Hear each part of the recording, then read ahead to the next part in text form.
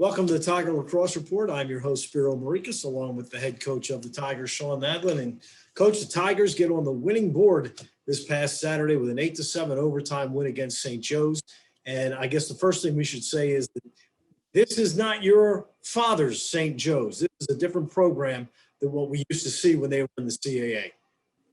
Yeah, Coach Ray's done a great job with that program. And, even when he came on board, when they were still in the CAA and stuff, you just feel the shift in their program with the way they were doing things and the competitiveness. They're one of the top teams in their conference every year.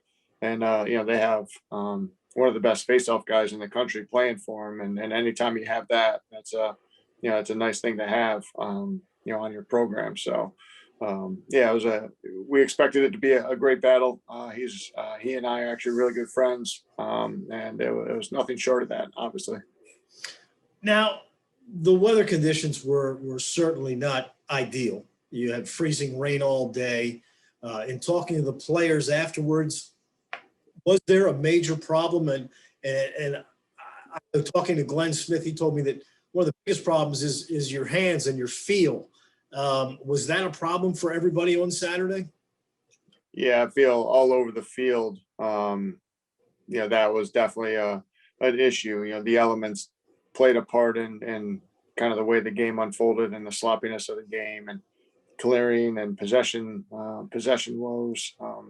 No doubt with the freezing rain, the pockets of the sticks get icy. Not just like in a rain where they just get set, they just get baggy and wet where it holds the ball a little bit. With it being, icy, the ball rolls in the pocket more than normal, but also the player's hands 100%, they're gripping metal, shafts, metal poles, and, trying to grip something metal in cold temperatures is not ideal for anybody. So, towards the end of the game, you saw that, and both teams had concerns and issues. And, it was really a matter of who could deal with it the best or make the least turnovers from it.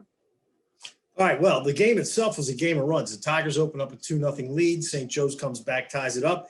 Then the Tigers go on a 4-0 run. St. Joe's comes back with a 3-0 run, then back and forth at the end before Andrew Molani finally gets the game winner in overtime.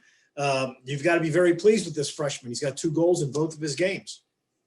Yeah, Andrew's a kid that's always had a lot of fight, a lot of tenacity, especially around the goal. He's a guy that you can see he's got the ability to put the ball in the back of the cage, and he's not afraid to mix it up and get dirty, even though he's not, one of the bigger physical presence on our team. He's a guy that does a good job of sticking his nose in on some ground balls and being aggressive with the ball on the stick. And obviously he had the game winner, obviously 2 nice goals against St. Joe's, one being the game winner. So excited for him and his confidence continuing to build.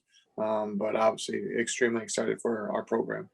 And then Brody Mclean with a hat trick for the second straight game. And that's not unexpected from you, I know.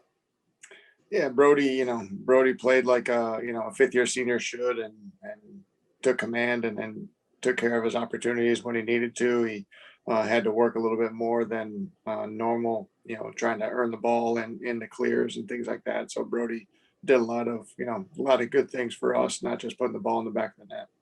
And then, one difference from this week to last week is you had Mocilla back, and he made his presence known. He had 3 caused turnovers during the course of the ball game and played a great game. Yeah, you could feel Mo out on the field. His speed, his size, his aggressiveness. He's a guy that his motor is always running high. He was definitely a big presence for us early on from the wings of the faceoffs, where Zach Cole was. Obviously, he had a very strong game, the St. Joe's faceoff man, but Mo was able to get to him a little bit early to allow us to be in the fight with possessions there. And then they made some, strategy movements to keep Mo away. And, I don't blame him, but Mo, he's a competitor. He's a guy that brings a higher level of athlete for us through the middle of the field. And it was good to have him out there. All right. Well, things get easier this week as number one Duke comes to Johnny Unitas Stadium at 4 o'clock on Saturday. Uh, what is it about this team that makes them number one in the country? Well, there's, they have a lot of depth, a lot of experience on their team. So you couple, some really good veterans with, increased depth at all positions. And, you're going to be able to throw a lot of guys on the field and feel confident about what you're going to have out there. You're going to be able to continue to play aggressive and to kind of keep the pedal down and to try to force teams to stay at your pace.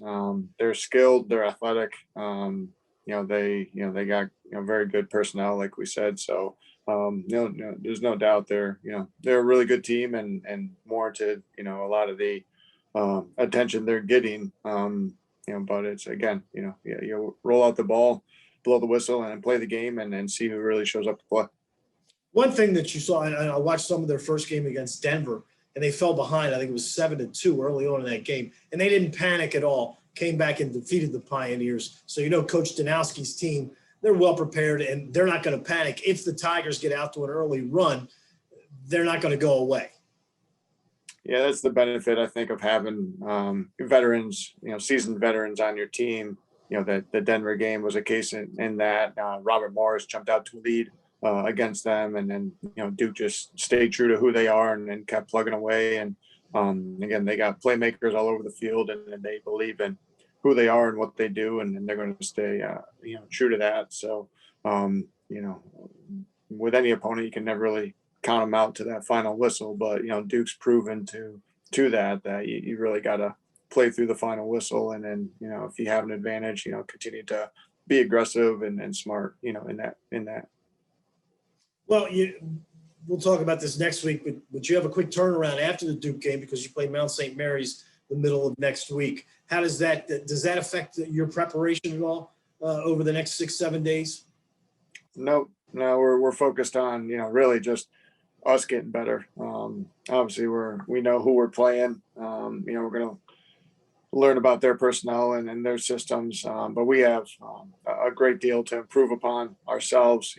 We still are very much in our infant stage in regards to where we are, and where we expect to be, as the season unfolds. So we're continuing to figure out personnel. We're continuing to figure out, some chemistry, some systems, and really try to solidify how we're doing things, to continue to make us better. In the meantime, again, learning about our opponent and how we want to neutralize them and attack them. All right, Coach. Well, you've had success against top 3 teams in the past. Hopefully next Monday we're talking about you shocking the lacrosse world again this weekend. Thanks, Spiro. Appreciate it.